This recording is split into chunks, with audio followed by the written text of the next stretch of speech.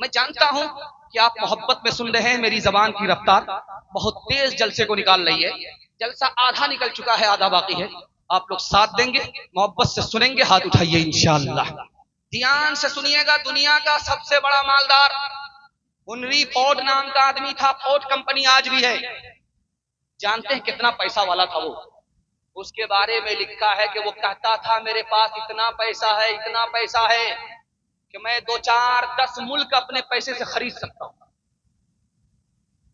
2-4-10 मुल्क को अपने पैसे से खरीद सकता हूं। लेकिन उसकी मौत कैसे हुई आपको सुन करके हैरत है। डॉक्टर ने कहा तुम रोटी नहीं खा सकते, चावल नहीं खा सकते, दवाई पर जिंदा रहना पड़ेगा। उसने आजिज आकर के रिवाल्वर निकाला, सर पर गोली ठोक लिया। धोबी का गधा न घर का रहा न घाट का रहा, और अपनी किताब में लिख करके गया। लोग कहते हैं कि दौलत से बहुत कुछ होता है, मैं लिख करके जाता हूं कि दौलत से कुछ नहीं होता। अगर दौलत में पावर होता, दौलत में ताकत होती तो मुझको 2 वक्त रोटी देती। मुझको 2 वक्त रोटी से उस दौलत ने महरूम कर दिया। मैं दौलत को कुछ नहीं समझता हूं। बोचा का जब पेट भर जाता है दरिया में तो मुंह खोल देता है। अब जब बोचा मुंह खोलता है तो अजगर की तरह लगता है। उसके दांत के बीच में जो गोश्त सड़ जाता है उसमें कीड़ा पैदा हो जाता है। तो बहुत सारी चिड़िया उसके दांत से वो कीड़ा निकालने के लिए उसके मुंह में बैठ जाती है। और वो कितना सियाना होता है, बैठने देता है। जब चिड़िया सारी की सारी उसके मुंह में आ जाती है, अब वो मुंह बंद कर देता है। हम अपनी दुनिया को फैला रहे हैं, फैलाते जाओ, फैलाते जाओ, फैलाते जाओ। जब मौत का बोचा अपने मुंह को समेटेगा तो अंदर समा जाओ। 16 साल का लड़का 80 साल की बुढ़िया पर आशिक हो।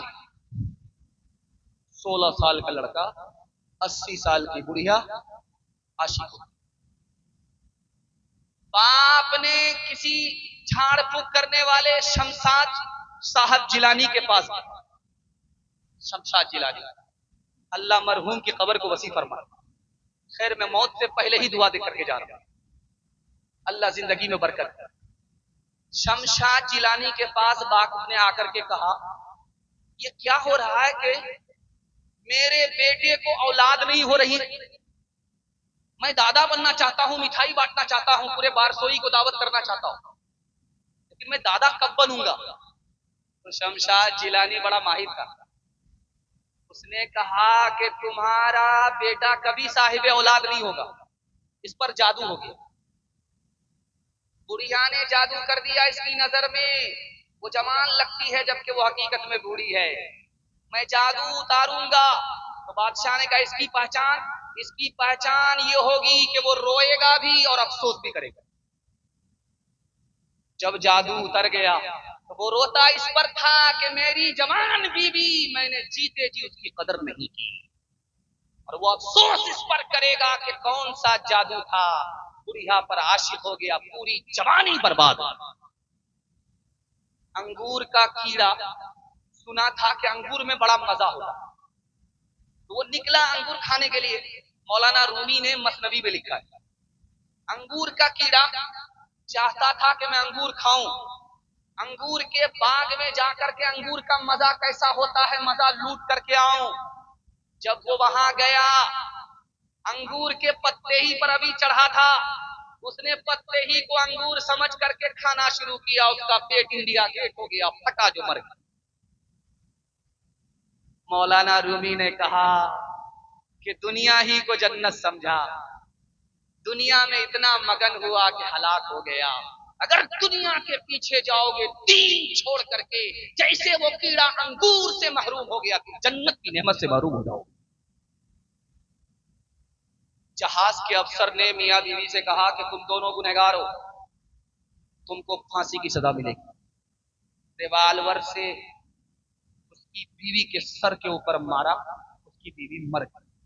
और शौहर से कहा कि कल तुमको इसी तरह सजा मिलेगी, जिस तरह आज तुम्हारी बीवी को मैंने मौत के घाट उतार दिया, कल तुम्हें भी मौत के घाट इसी तरह उतार दिया जाएगा। अब जब कल हुआ उसके सारे बाल सफेद हो गए, इसके सारे बाल कच्चे थे, आज सफेद कैसे हो गए? मौत के खौफ से जवान आदमी बूढ़ा हुआ। एक आखिरी मिसाल पर पैगाम को खत्म कर रहा हूं। 9 महीने पूरे हो गए, डॉक्टर के यहां औरत आई, बाल बच्चा नहीं हो रहा।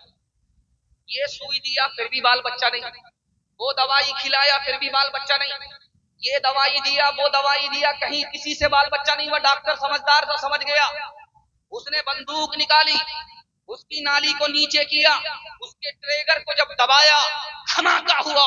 धमाके के खौफ से जिस औरत को बच्चा नहीं हो रहा था उसको बच्चा हुआ। हाथ उठाइए, वादा कीजिए, जवानी में सोएंगे, बुढ़ापे में जागेंगे। हाथ उठाइए इंशाअल्लाह। कौन मकबूल है, कौन मरदूद है, कौन मकबूल है, कौन मरदूद है, बेखबर क्या खबर तुझे को क्या कौन है, कौन मकबूल है, कौन मरदूद है, कौन मकबूल है, कौन मरदूद है, बेखबर क्या खबर तुझको क्या कौन है। जब तुलेंगे अमल सबके मीज़ान पे, जब तुलेंगे अमल सबके मीज़ान पे, तब खुलेगा कि खोटा खरा कौन है, कौन मकबूल है, कौन मरदूद है।